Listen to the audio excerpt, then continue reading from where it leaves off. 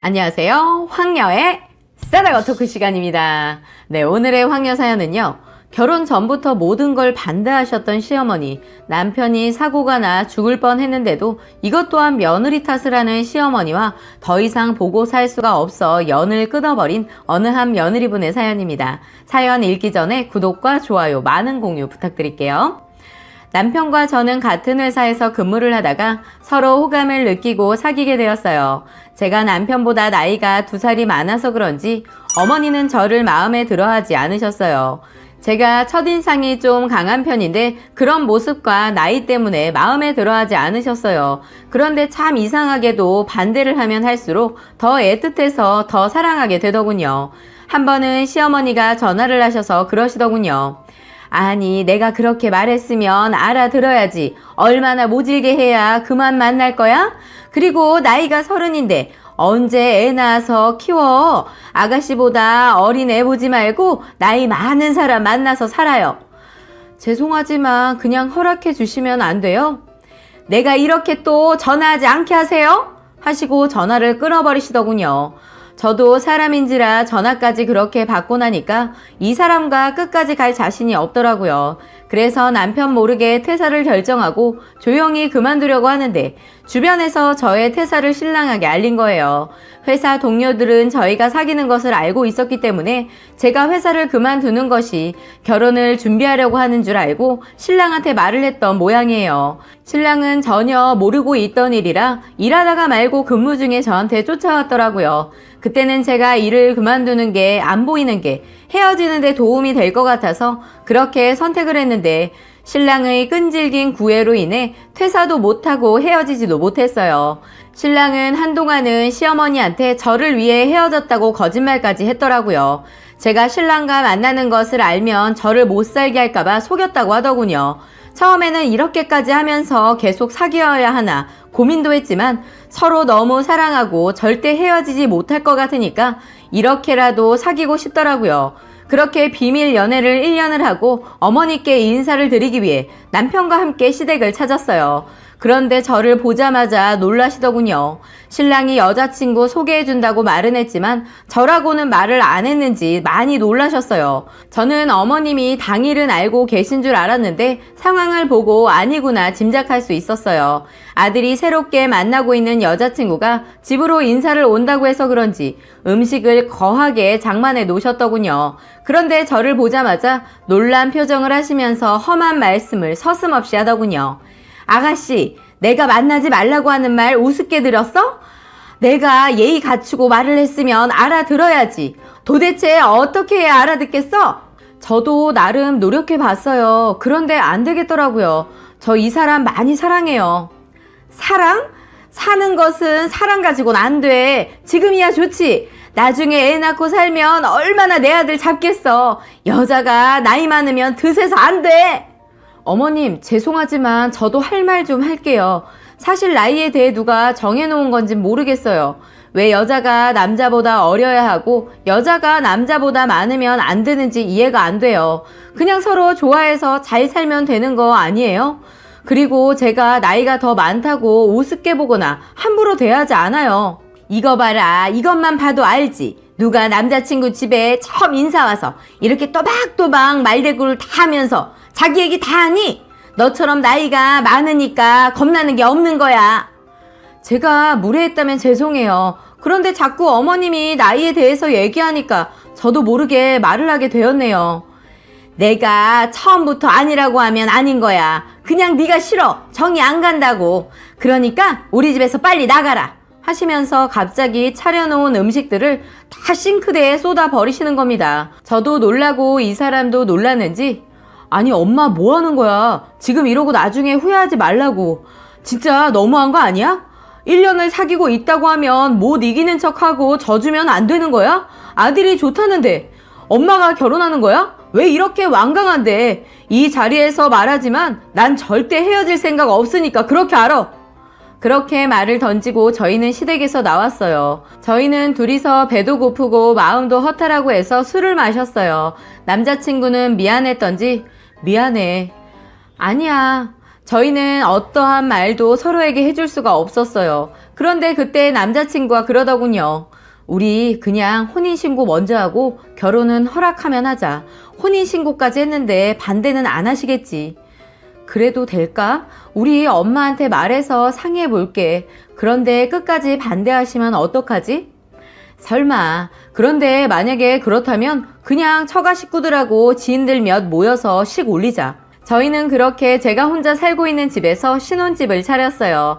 나중에라도 잘 살고 있는 모습 보면 허락을 해주시지 않을까 하는 마음으로 저희는 결혼식을 미루고 먼저 함께 살았어요.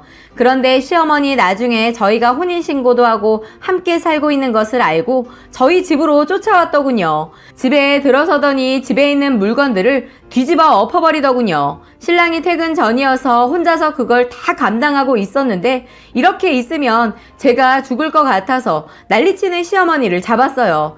그만하세요.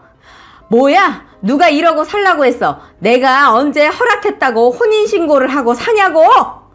저도 참을 만큼 참았는데 이렇게 나오시면 저도 이젠 참지 않아요. 그래? 네가 이제야 본색이 드러나는구나. 제가 어떤 사람이라는 거 보여주시면 이 집에서 나가시겠어요? 내가 겁낼 줄 아냐? 해봐라. 어디 한번 보자. 저도 그때 순간적으로 화가 나서 시어머니보다 더 심하게 물건들을 다 뒤집어 버렸어요. 원룸이라 집은 이미 엉망진창이었어요.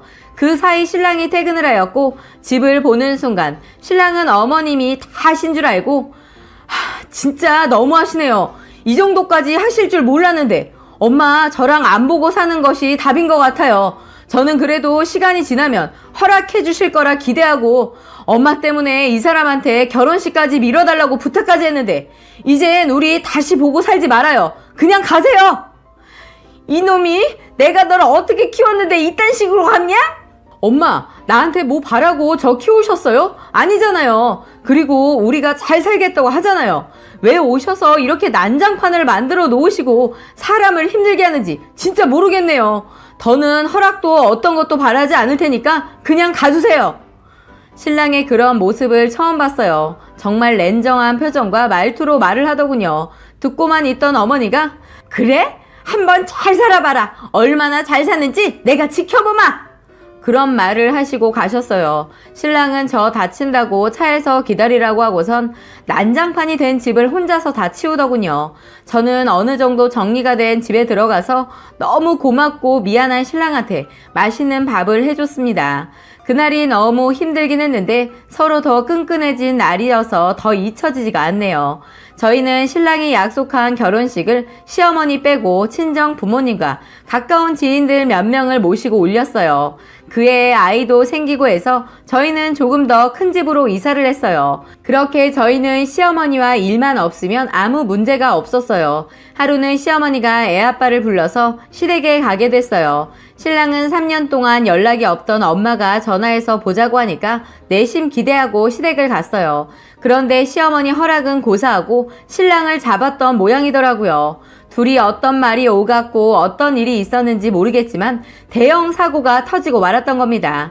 집에서 신랑을 기다리고 있는데 전화 한 통이 와서 받아보니 병원이라고 해서 놀란 마음에 아이를 둘러엎고 병원으로 갔어요. 시어머니란 사람은 울고불고 하면서 의사한테 아들이 계단에서 발을 헛디뎌서 떨어졌다고 말을 하고 있더군요.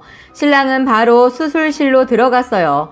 꽤 오랜 시간 수술을 하였는데 수술실에서 나온 의사가 오늘이 고비라고 하시면서 준비를 하라고 하더군요. 순간 저는 기절을 하게 되었는데 정신을 차려보니 아이를 시어머니가 안고 계시더군요. 그 모습을 보는 순간 정신이 어떻게 됐었나 봐요. 시어머니 품에 안겨있는 아이를 빼서 안고선 한마디 했습니다.